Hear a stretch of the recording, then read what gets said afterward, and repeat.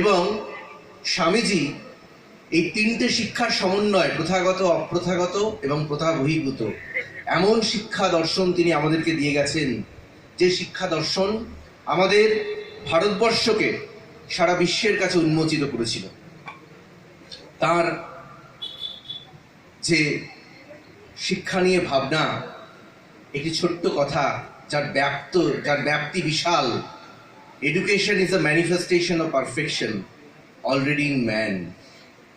আমরা কথাটাকে বলি, কথাটাকে উচ্চারণ করি, আমরা রচনায় লিখি, কিন্তু কথাটাকে অনুভব করাটা এখনো অনেক বাকি আছে। Education is the manifestation of perfection already in man. আমরা যারা শিক্ষক, আমরা যারা দাবি করি যে আমরা বিশাল মাপের শিক্ষক, আমরা প্রচুর জ্ঞান দিতে পারি, আমাদের অমুক ডিগ্রি আছে, আমরা অমুক মানের ছেলে তৈরি করেছি, আমরা ডাক্তার তৈরি করেছি, ইঞ্জিনিয়ার তৈরি করেছি, তাহলে আমরা যখন জ্ঞান বিতরণ করেছি, আমরা সবাইকে কেন একই মানের তৈরি করতে পারিনি? আমরা একটা ক্লাসে যে পাঠ পড়িয়েছি, সেই পাঠ কেন সবাই একইভাবে শেখেনি? এই কথা আমাদের মানতে কষ্ট হলেও সত্য যে we cannot teach anyone anything, we can only help them to learn. আমরা কাউকে কোনো কিছু জোর করে শেখাতে পারি না, আমরা শুধুমাত্র তাকে শিখতে সাহায্য করতে পারি। টিচারও একজন সেই শিখন সহায়ক মাত্র, এবং একটা ছাত্র বা ছাত্রীকে শিখতে হেল্প করে, সাহায্য করে। তার ভেতরে যেটা পূর্ণতা আছে, সেই পূর্ণতাকে বিকাশ করে সে নিজে, এবং শিক্ষক সেই পরিস্থিতিটা তৈরি করেন। আমরা যখন জন্মগ্রহণ করি, আমাদের মধ্যে ছোট ছোট গুণাবলী থাকে। এই যে গুণাবলী, যাকে আমরা বলছি, যেটা আমাদের একান্ত আপনার, যাকে আমরা বলছি ইন্ডিভিজুয়াল ক্যারেক্টারিস্টিক্স নিয়ে আমরা জন্মাই। কিন্তু আস্তে আস্তে আমরা যত বড় হই, তত আমাদের মধ্যে পার্সোনালিটি ডেভেলপমেন্ট হয়, এবং এই ইন্ডিভিজুয়ালিটি থেকে পার্সোনালিটি ডেভেলপমেন্টের যে জার্নিটা, এটা ঘটায় শিক্ষা। এবং সেই শিক্ষাটাকে খুব যথার্থভাবে উপলব্ধি করেছিলেন স্বামীজি।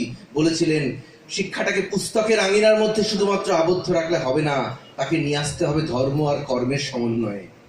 পাশ্চাত্য থেকে শিখেছিলেন কিভাবে তৈরি হয় এফিসিয়েন্সি, কিভাবে মানুষ কর্মদক্ষতা হতে পারে, কিভাবে মানুষ কর্মদক্ষ হতে পারে, কিভাবে মানুষ পারফেক্ট হতে পারে।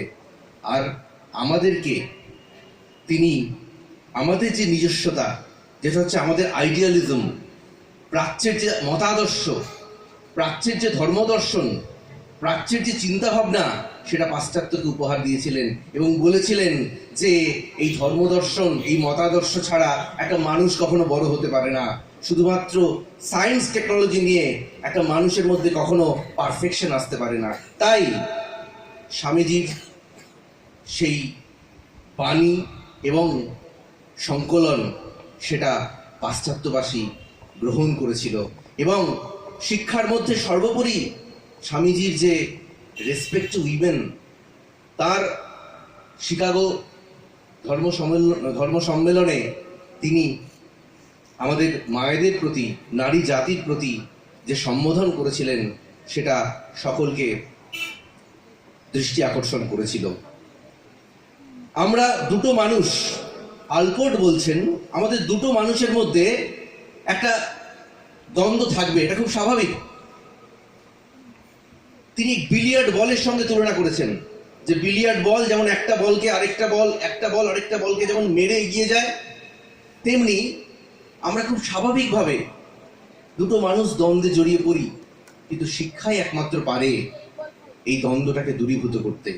এবং এই শিক্ষার কথাই স্বামীজি বলেছেন, শুধুমাত্র ডিগ্রি অর্জন নয়, শুধুমাত্র দিস্তার পর দিস্তা জ্ঞান নয়, ভেতরের মানুষটাকে জাগানো। তাই স্বামীজি যখন ছোট ছিলেন, তাকে প্রশ্ন করা হয়েছিল, তুই বড় হয়ে কি হবি? নরেন উত্তর দিয়েছিল, আমি বড় হয়ে কোচওয়ান হব, ঘোড়া চালাবো। দুটো ঘোড়া থাকবে, একটা ধর্ম আর একটা কর্ম। এই ধর্ম আর কর্মের সমন্বয়ে কে ছুটবে? আমাদের এই ভারতবর্ষ ছুটে নিয়ে চলেছেন, এখনো ছুটছি। আর আমরা স্বামীজিকে জানছি, বিদ্যালয়ে রচনা লিখছি, কিন্তু উপলব্ধির জায়গায় মনে হয় এখনো অনেক কিছু বাকি আছে, এখনো অনেক অনুভব করতে হবে। ঠাকুর বলেছিলেন না, আমায় রসে বসে রাখিস মা, শুকনো সন্ন্যাসী করিস নে।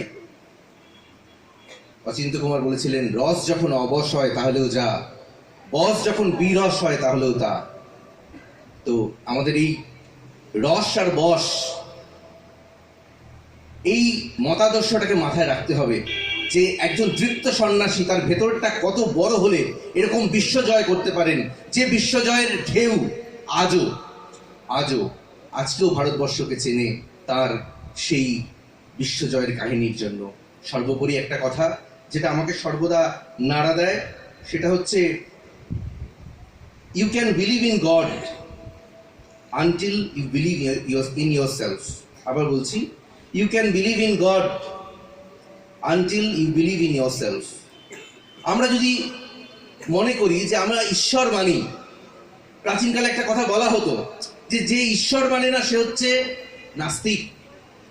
স্বামীজির শিক্ষা দর্শন অনুযায়ী বলা যায় যে নিজেকে মানে না, যার নিজের প্রতি কনফিডেন্স নেই, সেই নাস্তিক। স্বামীজি বলছেন, তোমারই মধ্যে অসীম ক্ষমতা, কোথায় যাচ্ছ মন্দির মসজিদ গির্জায়, তোমার মনে মানুষ সরোবর। তাই মনের মধ্যে সেই চিন্তা ভাবনাকে জাগরিত করো। Arise, awake till not the goal is achieved. নমস্কার।